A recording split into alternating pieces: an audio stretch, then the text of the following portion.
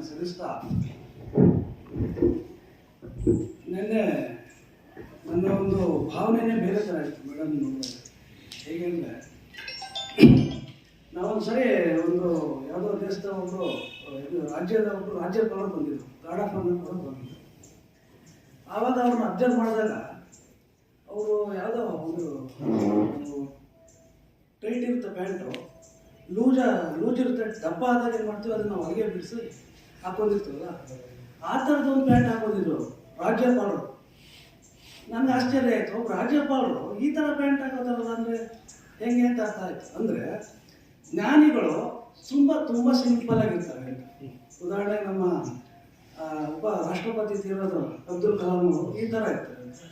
ನಾನು ಈ ನಾಳೆ ಯೋಗಾಸನಕ್ಕೆ ಟೀಚರ್ ಬರ್ತಾರೆ ಅಂತ ಗೊತ್ತಾಯಿತು. ಯಾರು ಅನ್ನೋದು ನಮ್ಗೆ ಗೊತ್ತಿಲ್ಲ, ನನಗೆ ಗೊತ್ತಿಲ್ಲ ಎಸ್ಪೆಷಲಿ. ನಾನೇನು ಅನ್ಕೊಂಡೆ, ಮಾಮೂಲಿ ನಮಗೆ ಹಳೆ ಮೊದಲೆಲ್ಲ ಯೋಗಾಸನ ಇಲ್ಲೇ ಸುಮಾರು ಸಲ ಮಾಡಿಸಿದ್ದು. ಯಾರು ಜೆಂಟ್ಸ್ ಟೀಚರ್ ಬಂದರು, ಉದ್ದಕ್ಕೆ ಸುಮಾರು ಮೀಡಿಯಮ್ ಸೈಜ್ ಈ ಥರ ಎಲ್ಲ ಇರ್ತಾರೆ ಅಂತ ನಾನು ಈ ಭಾಗದಲ್ಲಿ ಇತ್ತು. ಸರಿ, ಅಲ್ಲಿ ಒಳಗಡೆ ಬಂದರೆ ಯಾರು ಕಾಣಿಸ್ತಾ ಇಲ್ಲ. ಮೇಡಮ್ ಈ ಸೈಡಲ್ಲಿ ಕೂತ್ಕೊಂಡು ಏನೋ ಮಾತಾಡ್ತಾ ಇದ್ರು. ನಾನೇ ಅನ್ಕೊಂಡೆ ಯಾರು ಅಸಿಸ್ಟೆಂಟ್ ಇರಬೇಕು ಅಂತ ಅನ್ಕೊಂಡೆ ಯೋಗಾಸನ ಮಾಡಿ. ಅದು ತಪ್ಪು ಭಾವಿಸ್ಬೇಡಿ. ಆಮೇಲೆ ನಂತರ ಏನಾಯ್ತು, ಇವರೇ ಟೀಚರ್ ಅಂತ ಗೊತ್ತಾಯ್ತು.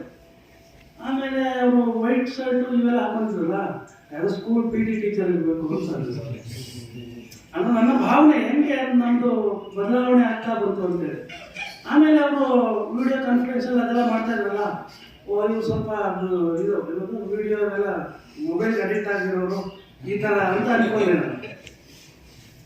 ಆನಂತರ ಯೋಗಾಸನ ಶುರು ಮಾಡೋದು, ಮಾಮೂಲಿ ಯೋಗಾಸನ ಮಾಡ್ತಾ ನಾನು ಕ್ಯಾಶುವಲ್ ಆಗಿ ತಗೊಂಡು ಯೋಗಾಸನ ಮಾಡ್ತಾ ಇದ್ದು.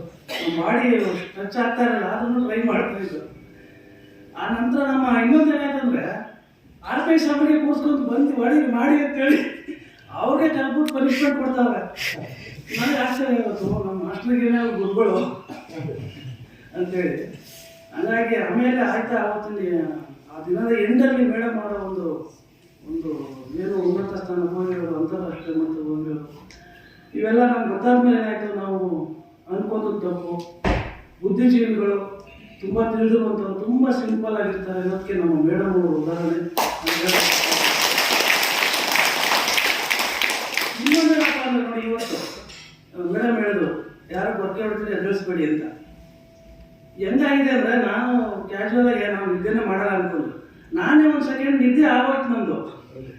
ಎದ್ಮೇಲೆ ಗೊತ್ತಾದ್ರೆ ನಾನು ನಿದ್ದೆನೇ ಮಾಡ್ಬಿಟ್ನಲ್ಲ ಅಂತೇಳಿ. ಅಂದರೆ ಇಲ್ಲಿ ಮೇಡಮ್ ಅವರಲ್ಲಿ ಏನೋ ಒಂದು ದೈವಿಕ ಶಕ್ತಿ ಇದೆ ನನ್ನ ಭಾವನೆ. ರಾತ್ರಿ ಮಲ್ಬಿಟ್ರು ನಮ್ಗೆ ನಿದ್ದೆ ಬರಲ್ಲ, 2 ಗಂಟೆ ಆದ್ರೂ ಬರಲ್ಲ. ಇಲ್ಲಿ ಬರೀ 2 ನಿಮಿಷದಲ್ಲಿ ನಿದ್ದೆ ಬಂದ್ಬಿಡ್ತು. ಅಂದರೆ 1 ಸೆಕೆಂಡಲ್ಲಿ ಡೀಪ್ ಸ್ಲೀಪ್ ಆಯಿತು ಅಂದರೆ ಅವ್ರದ್ದು ಬಾಡಿ ಫುಲ್ಲು ಫ್ರೆಶ್ ಅಪ್ ಆಯಿತು ಅಂತ.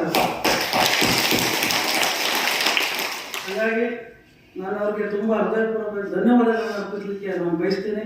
ನಮಸ್ಕಾರ.